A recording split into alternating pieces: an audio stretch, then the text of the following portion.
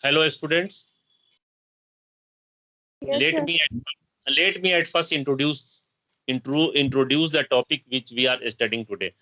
Just I have already described everything about the solenoid, and now I am going to repeat and point out the main points of this the today's topic, which is solenoid model, or the model or solenoid structure formations.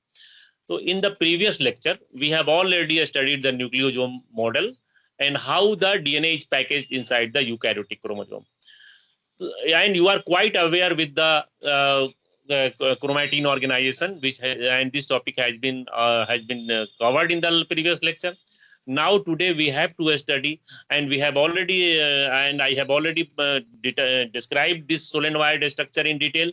And now let us just I want to I am going to point out the main features of this solenoid structure. So you know that the unit fiber of the unit fiber, which is known as the chromonema, how chromonema and how chromatid is formed, and how the chromatin DNA is organized in the eukaryotic chromosome. So you know that the diameter of the DNA is 2 nm, 2 nm, and this 2 nm DNA fiber undergoes wrapping around the histone protein to form a number of repeating subunits, and these repeating subunits are known as the nucleosome, which you have already studied in the previous lecture. And the diameter of the each subunit of the nucleosome is 10 nm. So when this DNA undergoes coiling around the histone protein, which is said to be the first level of coiling. So this first level of coiling of the DNA leads to the or results in the formation of the nucleosome, and this is called the first level. When the DNA undergoes coiling to form nucleosome, this is called first level of coiling of the DNA. And the diameter of DNA, which is 2 nm, changes into the diameter of 10 nm of the nucleosome. Now this nucleosome, which is the result of the formation of first level of coiling, undergoes further coiling to form a structure which is known as the solenoid. The solenoid, you can say that solenoids are the coils of the coil. Solenoids are the coils of the coil. And if you are provided with a coil, and if you are asked to make the coil of the coil, the same thing is here. The nucleosome is a coil like structure, and this coil like structure is formed because of the wrapping of a length of the DNA around the histone protein. And you all know that the DNA a length of the DNA makes 1.75 turn around the a wedge shaped structure of the histone protein, histone. And the histone in turn consists of the two molecules each of H2A, H2B, H3, and H4 histone proteins. And a particular nucleosome subunits has a DNA of a length of the DNA consisting of 146 base pair and two molecules each of H2, H2B, and H3, as you know. And this structure is known as the core particle. 146 base pair of DNA and two molecules each of the H2A, H2B, H3, and H4 forms the core particle of the nucleosome. And there are so many nucleosome subunits along the length of the DNA, and therefore this structure is came to be known as, or you can use the term, string on beads, or beads of a string on the beads, or string of beads, or beads on the string. All these are the same thing. You may say that string of beads, and the strings of beads, or beads on the string. So when this nucleosome structure appears like beads on the string, and string is being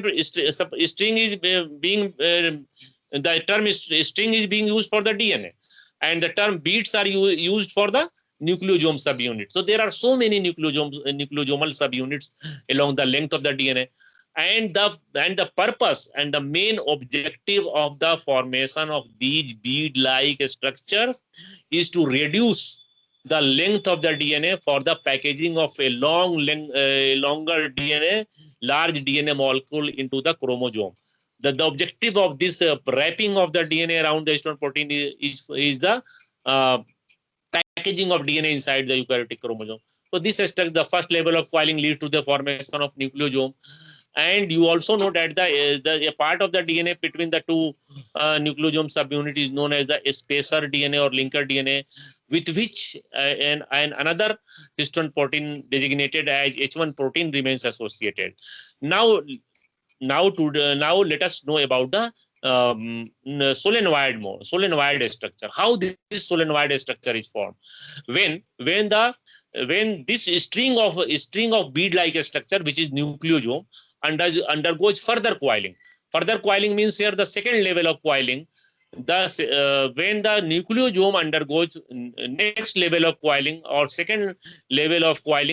uh, second level of coiling, it leads to the formation of a more compact structure, and that structure is known as the solenoid. What does it mean? You can simply say that the first level of coiling of DNA leads to the formation of nucleosome, and the second level of coiling of the DNA leads to the formation of solenoid.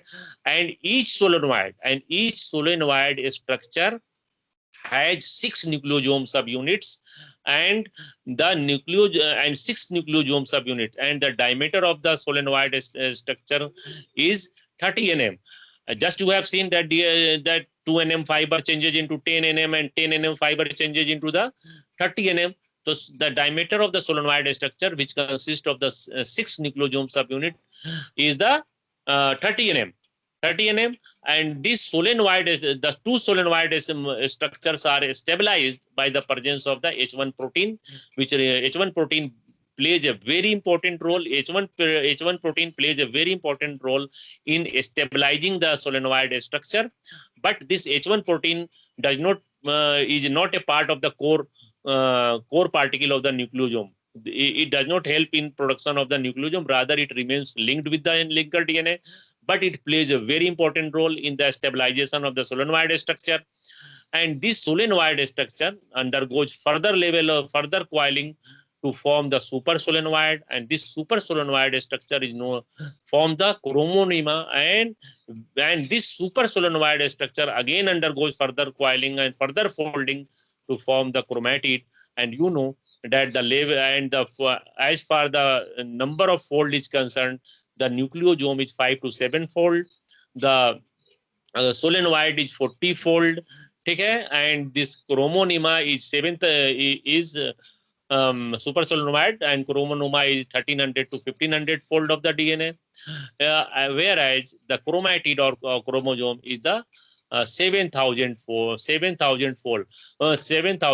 So you must know here that if the DNA is a very simple, long, elongated, double stranded structure with a diameter which has a very diameter of 2 nm, changes into 2 nm, which changes into the diameter of the 10 nm, again into the 30 nm, finally into the 300 400 nm, and finally changes into the structure of the chromatid and chromosome. In this way, the DNA inside the eukaryotic chromosome is packaged.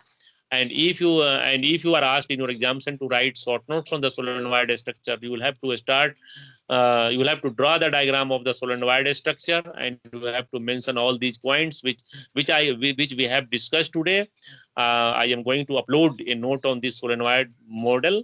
And the very important point which has been left to be talked is that this solenoid, who was the first person to describe or to report the solenoid structure?